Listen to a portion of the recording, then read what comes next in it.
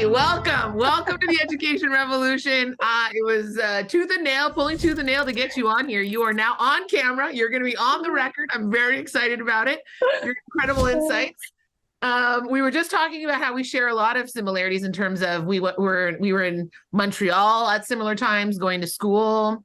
We also are both from BC.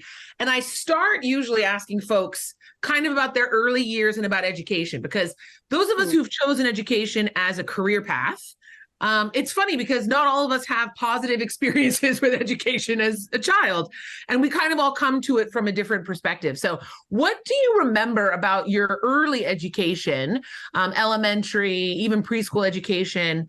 Did you like it? Was it something that you enjoyed, or tell us? Okay. So going all the way back, early education. I mean, oh man, my relationship with education, and especially, formal education, formal systems of education, just so traumatic. It's like a telenovela. Like it's just like ups and downs.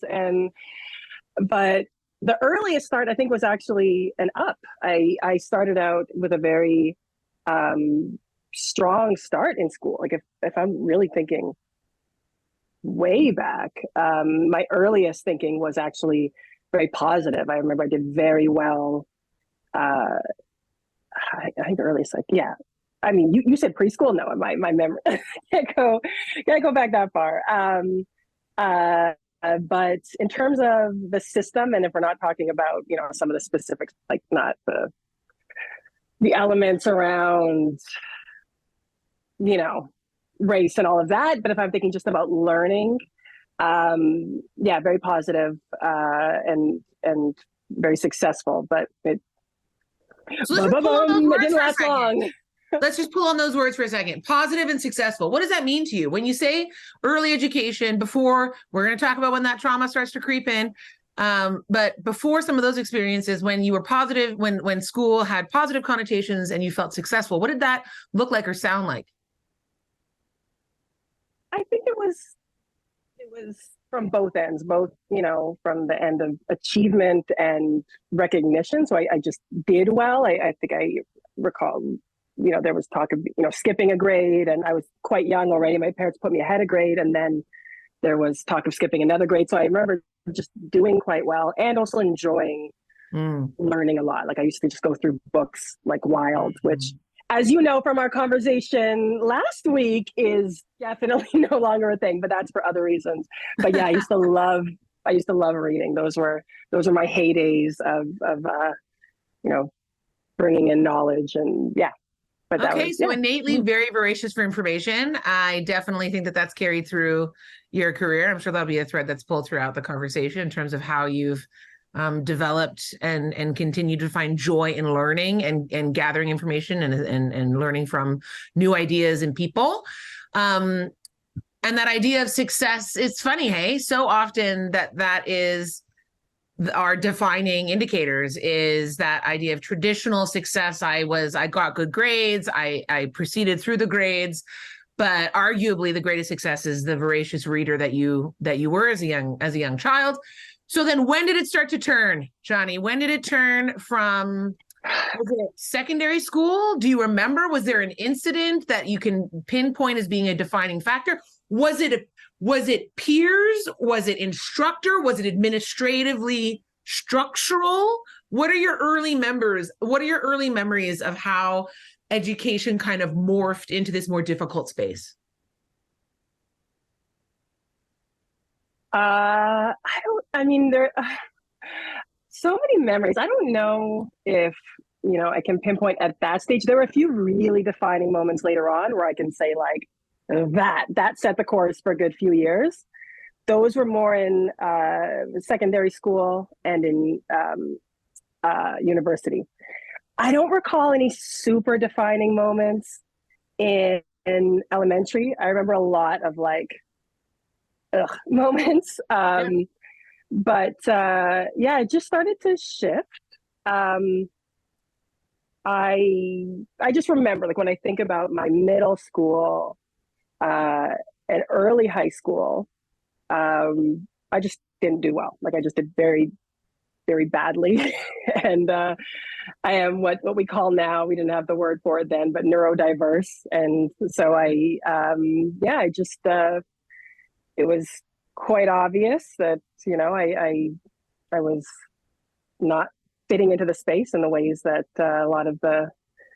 most of my teachers would have hoped that I did. There were some teachers that I remember having amazing relationships with. So all my teachers, I remember at that age being pretty one or the other, either having a really strong connection. There were one or two, and then the others who I do not think I was very popular with the teaching staff which I find is always really interesting in the instructor space, because you do tend to find when you're a unique soul, it can end up being that some people see that and understand that and value that, and there are others who have a very difficult time. And that's true. I think that holds true being non-normative in different ways in my own life. Still, I feel very people like to put people in boxes, right? So being different or unique, or those, sometimes people like love that box. It's like, ooh, you're so, you're so interesting, you're so special, like what makes you tick, versus the, okay, I'm like totally scared of this personality that I can't quite define, I can't quite pigeonhole, doesn't respond to my type of authoritarian desires here, can't keep her in line. And so that fear kind of takes over for a lot of people. I would say that still holds true for myself in the professional workplace and in the world today. Would you say the same? Yeah, I think I've learned a lot better how to get away from those extremes. Like, I think I've learned how to navigate the system much better. So I don't think I could have, if I hadn't learned some of those skills. I mean, thinking of me as a student, I don't think I could have survived really in the spaces that I've been trying to make my way through over the last few decades without some of those really key skills in terms of, like navigating, reading, what's wanted of me, what's needed of me, and kind of learning how to wear different hats, play different roles, be more strategic in what I share, when I share it, kind of focusing on long-term goals versus short-term. I think as a student, I saw something I didn't like I there was a lot of, I didn't have a lot of strategy in terms of how I approached things that didn't align with, my values, but I think I've tried to have more strategic approaches in no, and you can look at it, there's a lot of different experiences. I mean, you're sharing your own.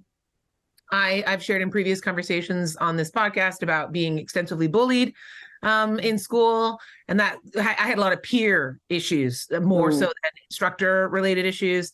But there's this kind of hidden curriculum in schools. And for people, I actually, in hindsight now, consider myself very lucky to have gone through, let's call a spade a spade. There are some very dysfunctional ways that this kind of trauma manifested in my early 20s, very toxic relationships and being very taken advantage of, and all sorts of having an eating disorder and all these types of repercussions to these events that happened. But to your point, there was this opportunity that I had that arguably someone who was totally neuronormative and compliant and conformed missed out on in these educational structures. And the kind of skills that you're talking about, I don't know if I would have learned them. I don't know how else other people have learned them, as trial by fire, Shani, trial by fire. Do you have that kind of, have you assimilated that time and see it for that worth and the value that it's brought into your life? Or is it fuel? Is it still quite difficult and you use it as fuel for the work that you do now? Actually, I would say that I don't know. I try to be, careful for myself when I'm thinking about, my own experiences and differentiating between those that are, uncomfortable, challenging, versus traumatizing. I would say in this case, I think I didn't do myself any favors in terms of the system in those early years, in terms of, what I had to show for it. And but I also don't think I lost much in terms of those specific things you were talking about, like myself. In some ways, I think, as you, I think, pointed out, my self-identity was kind of forming, and that I was kind of showing, no, like, I'm not going to back down. I'm not going to back down, which I consistently kept not doing. And then just like constant, trouble. And so in terms of my relationship with systems and authority, it, if anything, kind of set me on a course, like, no, you actually can, like, I don't know how to say it, but I didn't lose much. Like, I think if anything, it helped me onto the course that I'm on now, I would say. The parts that were more really hit and miss was around my relationship with myself, around learning, and my self-identity around going from, ooh, I'm smart, I'm, I can learn things, and then going to like, oh, no, I'm not smart. I'm not school. I'm never going to be good at school. That's just not who I am. And that was really hit or miss, because I feel like in seeing those pieces, how they played out in those years, that was quite vicarious in terms of which direction my self-image would develop, I guess is the way to say, in terms of, whether I could even function in formal learning spaces, I guess. Yeah. And so it's that and they're interconnected, right? Like you say that the work, the being able to understand or identify and articulate elements of a system that was oppressive in many ways, that set you on the course a little bit to the work you're doing now. But inextricably, that's linked to the student experience, or the development of self-concept within those structural systems. And I would say now your work involves both of those things. Like you're working on I'm going to ask you to draw these connections, but you're from what I understand, you're doing a lot of work in understanding how to demystify systemic elements of formal education systems in order to do two things. One, better equip instructors to identify those elements and not be complicit in and be more conscious in how they wield the kind of power and control over those kinds of elements, and ultimately impacting the student experience, like yourself, helping to create spaces that hopefully students are able to navigate those waters of who am I, what does success mean, how do I have difficult conversations, and things like that. So is that a fair, because it's really kind of poetic how we've gone from how your experiences as an individual have now kind of followed you through into this professional trajectory. Yeah, I would say that. Yeah, I think it all does connect, and both, the challenging, the rewarding, I think they inform my work today, and why it's so important for me and how I approach it. So yeah. You hit it. There you go. You can feel free to take that soundbite that summarizes your work. There we go. Do you think like intrinsic motivation and burnout is a huge issue in people who work in the education field? Do you feel like this kind of personal connection to the work that you do, this kind of thread that's pulled from, because I have a similar one in terms of, things I went through in school and why I think it's so important to focus on school and, be part of systems change from both inside a system and outside of a system, but I don't give up on the system, like I'm okay. I want to be part of people, doing this kind of very difficult, soul destroying at times systems change work. Is this part of what helps you persevere? I mean, it has to be. Yeah, I think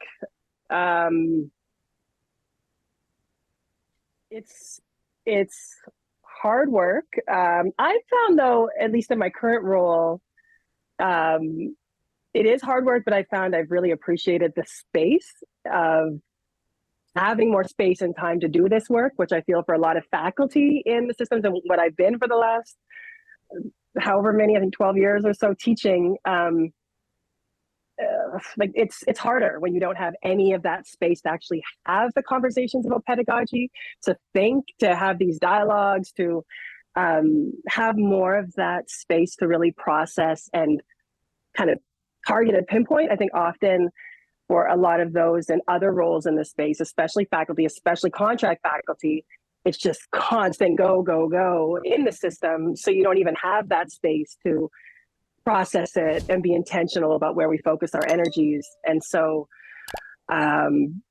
yeah, I would say that, you know, the passion is what got me through to that point of still being able to, in the classroom space, to teach and enjoy that work.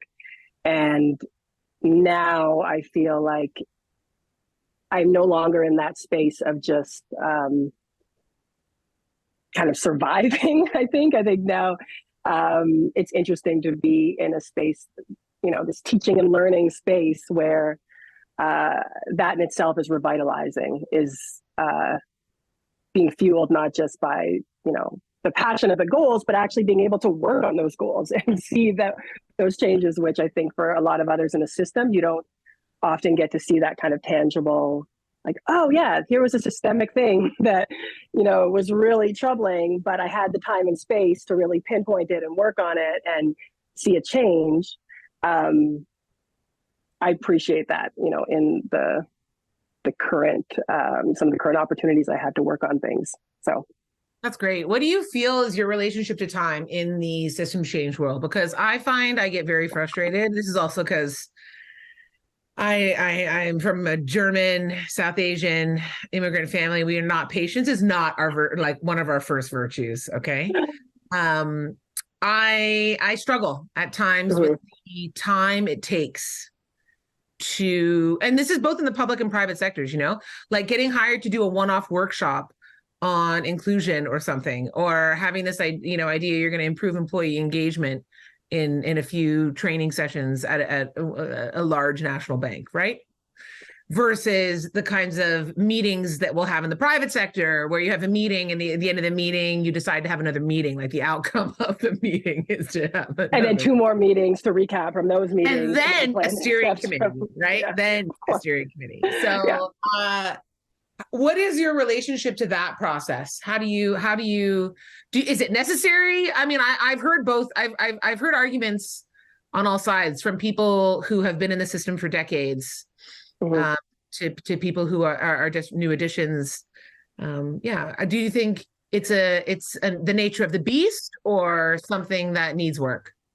So you mean, when you say is it necessary, do you mean is patience necessary, or what is the length of time that, and the potential?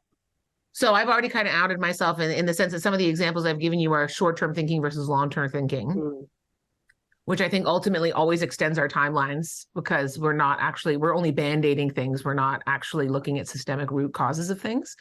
But in the public sector specifically, when we look at the kinds of lengths of time it takes to get things to change, whether it be a mindset of an instructor, a systemic structure, what is are these necessary governance structures, you know, checks and balances that just kind of have to be in place? I would say for that, I think a lot of what has helped me navigate that and cope with that is becoming more process focused.